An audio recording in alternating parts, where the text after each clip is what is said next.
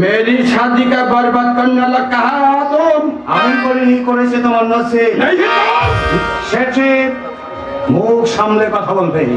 এতদিন তোমার অনেক অত্যাচার নীরবে সহ্য করেছি, আর কিন্তু সহ্য করব না।